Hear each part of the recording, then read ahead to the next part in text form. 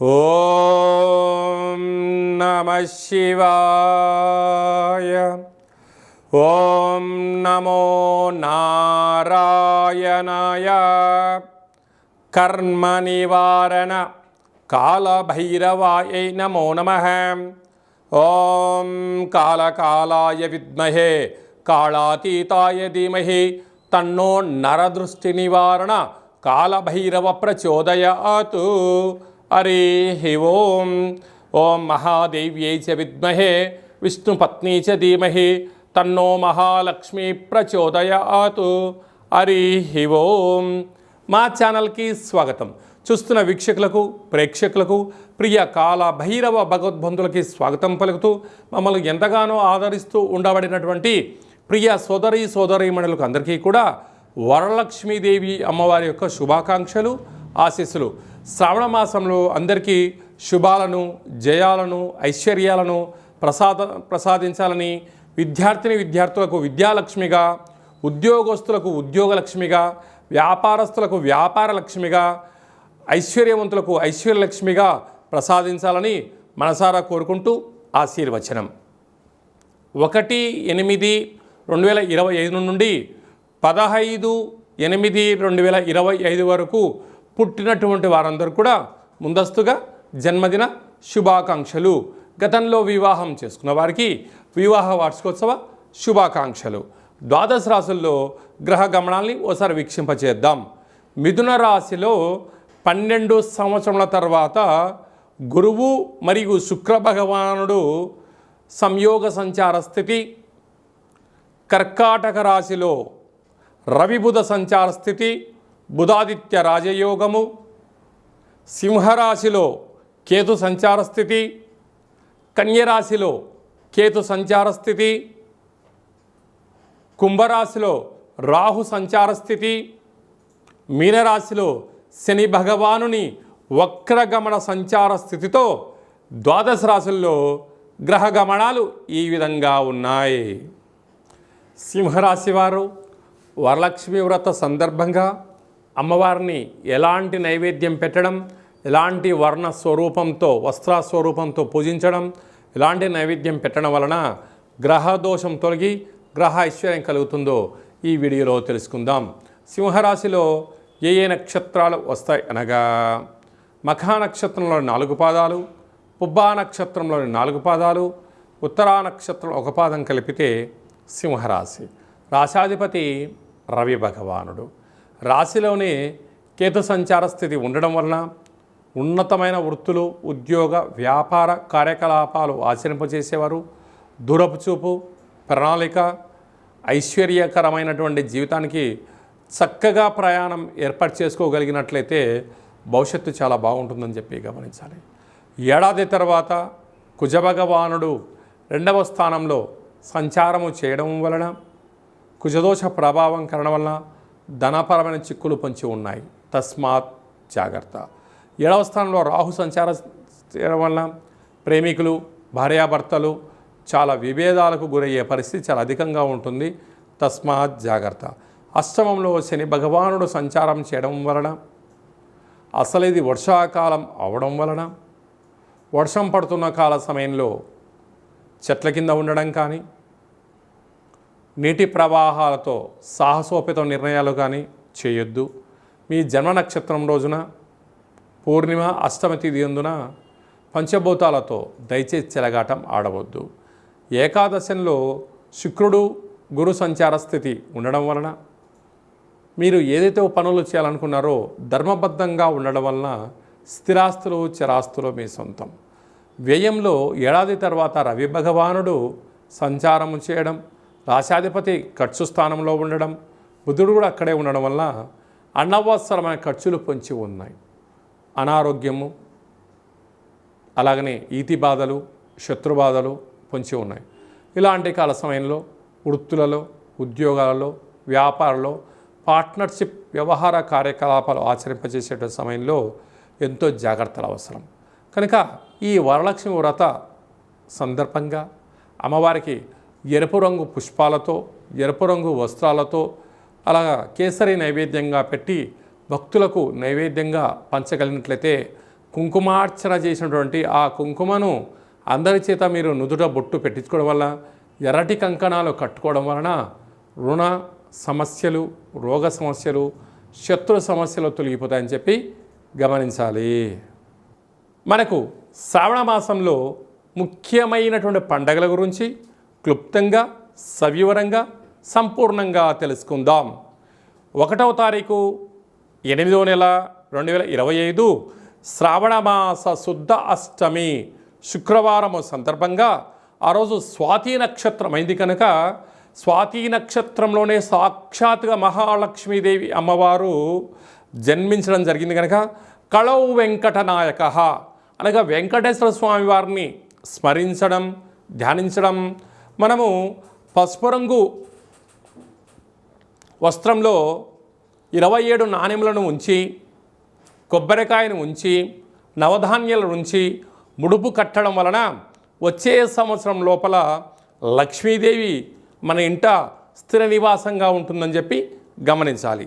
8వ తారీఖు 8వ నెల చాలా అరుదైనటువంటి కాంబినేషన్. 1 1 7 7 అంటే 7 కొండలు 7వ తారీఖు ఎలా చెప్పుకుంటామో 8వ నెల 8వ తారీఖు 2025 శ్రావణ మాస 2వ శుక్రవారము మనం వరలక్ష్మి వ్రతం అని ఉంటాం. భూమండలం అంతను కూడా పెద్ద పండగ.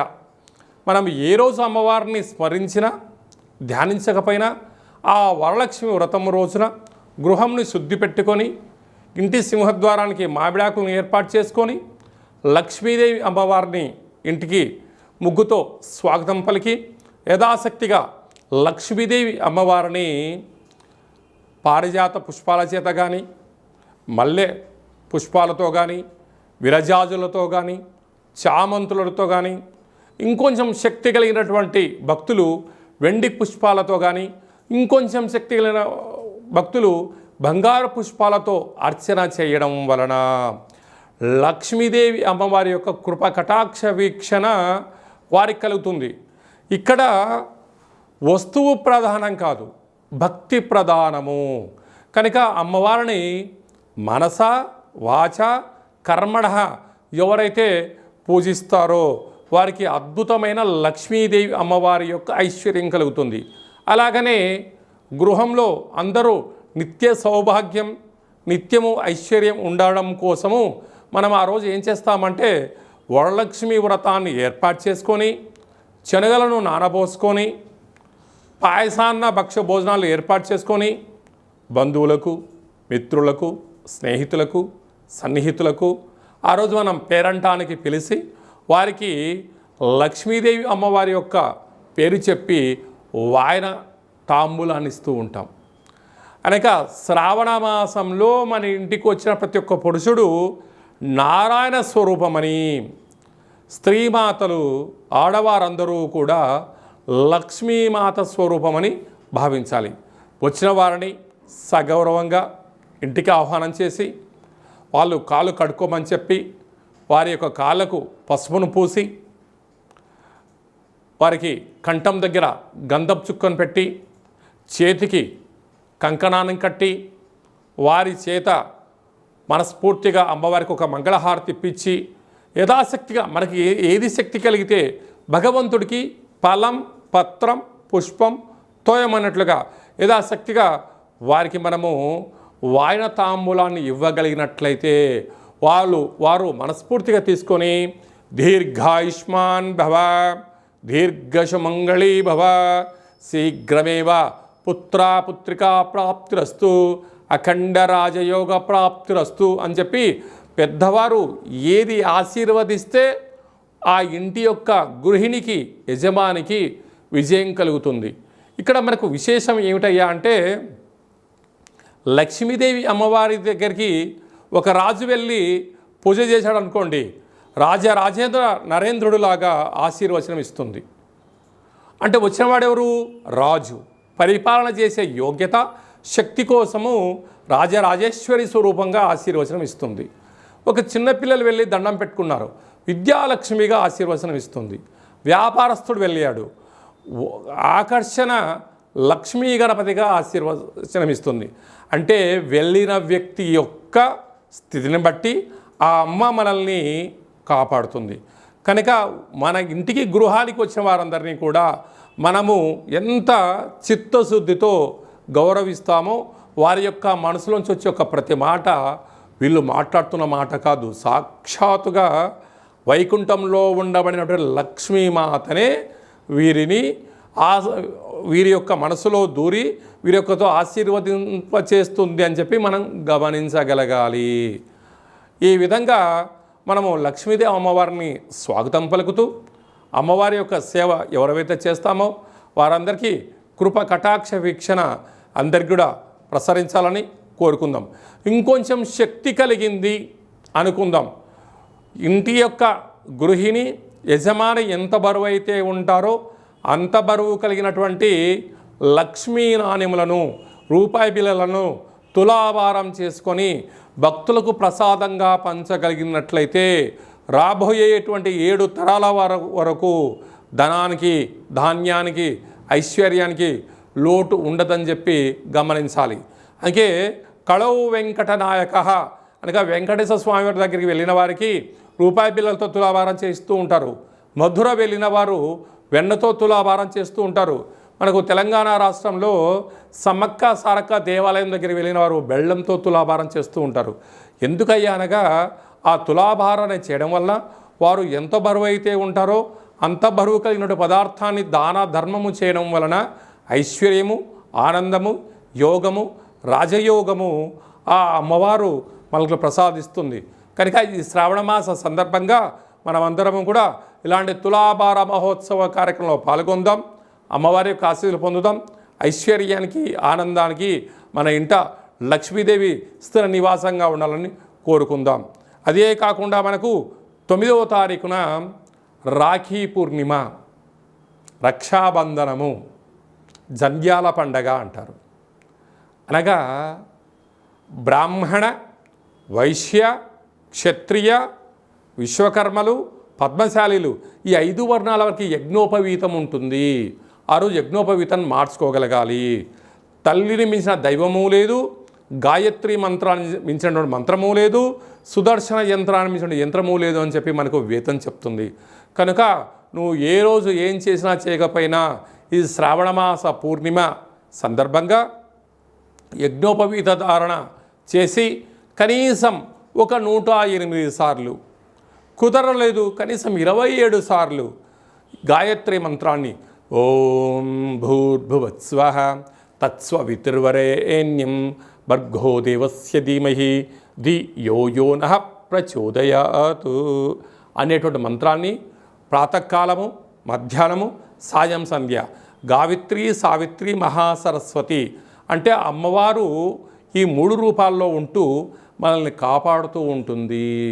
అయితే బ్రాహ్మణులకు ఎవరైనా దండం పెడితే దీర్ఘాయుష్మాన్ భవ దీర్ఘసుమంగళీ భవ అని ఆశీర్వదిస్తుంటారు. అంటే అది ఎక్కడి నుంచి వస్తుంది? గాయత్రి మాత వాళ్ళను రక్షిస్తుంది. వైశ్యుల అంటే కోమటలు వైశ్యాసు దగ్గరికి వెళ్ళి మనము నమస్కారం పెట్టామనండి, వాసవి మాత దేవ్యే నమో నమః అంటారు. అంటే వాసవి మాత వాళ్ళను చల్లగా ఆశీర్వదించడం వలన వాళ్ళు త్రాసు తక్కడను పూచడం వల్ల వాళ్ళు అపార కుబేర సంపన్నులు అవుతారు. విశ్వకర్మలు ఉంటారు, వారు శిల్పాలను చెప్తూ ఉంటారు, వడ్రంగి పనులు కార్యకలాపాలు చేస్తూ ఉంటారు. అంటే సృష్టికి ప్రతి సృష్టి చేసే శక్తి విశ్వకర్మలకు ఉంటుంది. అందుకే అంత కృష్ణ పరమాత్ముడు కూడా అక్కడ సంపూర్ణమైనటువంటి ద్వాపర యుగమంతను కూడా ఒక మాయా ప్రపంచాన్ని సృష్టించాడని చెప్పడం జరుగుతుంటుంది. వారు ఈ మంత్రాన్ని ఉచ్చరింపజేయడం వల్ల వారు చేస్తున్న పనులలో నైపుణ్యత పెరుగుతుందని చెప్పి గమనించాలి. అలాగనే పద్మశాలీసు వారు లేకపోతే దేవతలకు మనుషులకు వస్త్రధారణ లేదు. కనుక వారు మంచి వస్త్రాలు నేచి వారు మనకు మంచి వస్త్రాలు అందజేయగలగాలంటే వారు ఈ 5 వర్ణాల వాళ్ళు యజ్ఞోపవీతం ధరింపచేయాలని చెప్పి తప్పక గుర్తుపెట్టుకోవాలి. అలాగనే మనము శ్రావణమాస పూర్ణిమ రాఖీ పూర్ణిమ అనగానే సోదరుడికి సోదరి అటు అక్క కానీ ఇటు చెల్లెలు కానీ వీరు వెళ్ళి వారి యొక్క యోగక్షేమాలు కనుక్కొని అన్నకు రక్షాబంధనము కట్టడం వలన ఆ అన్నా చెల్లెల యొక్క బంధము మైత్రి ఆజన్మాంతం ఉంటుంది. చూడండి, మనం అమ్మ అంటాం, అంటే రెండు పెదాలు కలుస్తాయి. నానా అంటాం, రెండు పెదాలు విడిపోతాయి. కానీ అన్న అనగానే అమ్మలో సగభాగం, నాన్నలో సగభాగం. అంటే ఆలో అమ్మలో సగభాగం, నాన్నలో సగభాగం. అలాంటి సోదరుడికి సోదరీమణులు వెళ్ళి రక్షాబంధనాన్ని కట్టి వారి యొక్క ఆశీర్వచనం తీసుకొని వారి నోటిని తీపి చేయడం వలన వారు ఆజన్మాంతంగా బావమరిది బతుకు కోరుతాడు అని చెప్పి మనకు ధర్మాలు చెప్తూ ఉంటాయి. ఏదన్నా వ్యాపారాలు చేసేటప్పుడు, ఏదన్నా ఆలోచనలు చేసేటప్పుడు సొంత తమ్ములను కూడా పక్కన పెట్టి బావమరిదిని పక్కన పెట్టుకోమని చెప్పి పెద్దవాడు చెప్తూ ఉంటారు. ఎందుకనగా తన చెల్లెలి క్షేమాన్ని తన అన్న కోరుకుంటాడు, బావ క్షేమాన్ని బావమరిది కోరుకుంటాడు. కనుక ఇలాంటి రక్షాబంధనము రోజునన్నా కనీసం అండదమ్ముళ్ళు అక్కా చెల్లెలు కలిసి ఒక వేడుకగా చేసుకునే ప్రయత్నం చేయగలగాలి. అంటే 64,000 జీవరాశులలో అత్యుత్తమైన మానవ జన్మ. ఈ జన్మలో తెలుసో తెలియకో ఒక తల్లి గర్భం నుంచి మనం అందరం బయటకు వచ్చాం. కనుక ఆ రక్త సంబంధము అనేటువంటిది ఇలాంటి రోజులలోనైనా కలిసి అన్నక్షేమ కార్యక్రమాలు, సోదరి యోగక్షేమాలు, ఒకరినొకరు ఉభయ కుశలోపరి అని తెలియచేయడం కోసమే మన సనాతన హిందూ ధర్మం పెట్టింది. చూడండి, మన సనాతన ధర్మంలో ఎంతటి గొప్పతనం ఉందో. మనకు నాగుల చవితి రోజు పుట్టలో పాలు పోస్తాం, భూమాతకు పూజ చేస్తాం. అలాగనే వృషభాలకు పూజ చేస్తాం, అంటే జంతువులకు పూజ చేస్తాం. సోదరీమణులకు శ్రావణ మాసంలో వసుదైక కుటుంబము అనగా అందరం కలిపి ఒక చోట చేసుకొని వేడుకను చేసుకుంటాం. అందుకే మన సనాతన సాంప్రదాయానికి అంత పెద్ద గొప్ప విలువలు, అంత పెద్ద ఐశ్వర్య జీవన విధానం ఉంటుంది. కనుక చిన్న చిన్న పొరపాట్లు ఇట అండదమ్ముళ్ళు చేయొచ్చు, అక్కా చెల్లెలు చేయొచ్చు. కానీ ఇలాంటి శుభ సందర్భంలోనైనా వాటన్నిటిని మర్చిపోయి కలుపుకొని ప్రయాణం చేయగలిగితే తల్లి తండ్రి ఉండబడిన వారు నా పిల్లలు కలిసి ఉంటున్నారు అని చెప్పి తల్లిదండ్రులు ఎంతో ఆనందపడతారు. తల్లిదండ్రులు లేనటువంటి వారందరూ నేను లేకపోయినా నా కొడుకు నా కూతురుతో మైత్రిని, మంచి స్నేహ సంబంధాన్ని కలిసి ఉంచుకుంటాడని చెప్పి గతించిన పితృదేవతలు ఆశీర్వచనం వలన ఇరువురు కుటుంబాలు బాగుంటాయి, ఇరువురు యొక్క వంశము ఆ చంద్రార్కం వరకు కలిసి ఉంటుందని చెప్పి మనకు వేదం చెప్తుంది. కనుక మనిషి అనేటువంటి వారు చిన్న చిన్న తప్పులు చేస్తూ ఉంటారు. చెల్లెలు ఏదో తప్పు చేసి ఉండొచ్చు, అన్న కూడా ఏదో అని ఉండొచ్చు. కానీ ఇలాంటి సందర్భాలలో దయచేసి ఏది మనసులో ఉంచుకోవద్దు.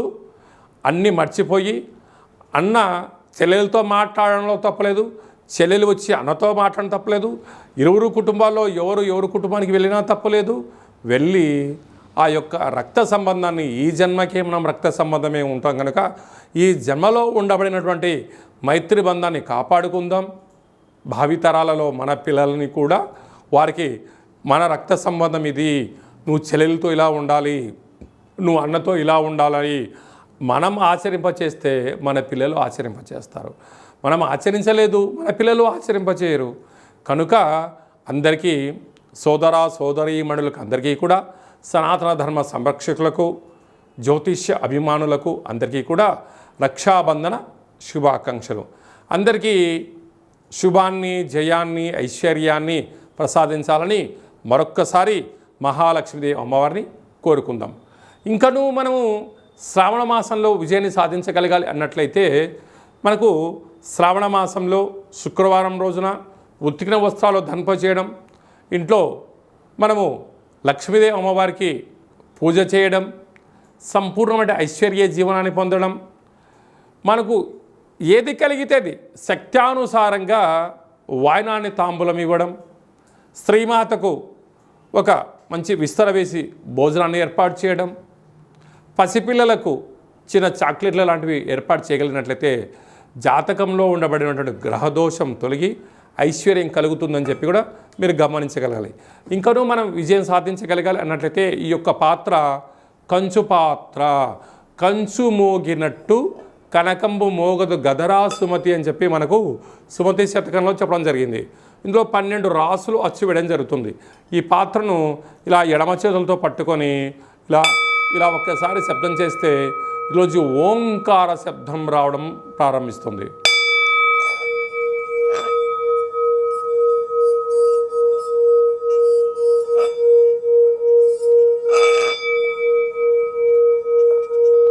ఇలా శబ్ద తరంగాల్ని ఏర్పాటు చేయడం వలన ఉదయము సాయంత్రము మనము పూజ చేసిన తదనంతరము గృహంలో మనం ఇలా ఓంకార శబ్దాన్ని సృష్టించడం వలన గ్రామంలో దేశంలో సంచరించేటువంటి లక్ష్మీదేవి గళ్ళు గళ్ళుమంటూ మన ఇంట్లోకి రావడం, మన ఇంట్లో ఉండబడినటువంటి జ్యేష్ఠాదేవి బయటికి వెళ్ళిపోవడం జరుగుతుందని చెప్పి కూడా గమనించాలి.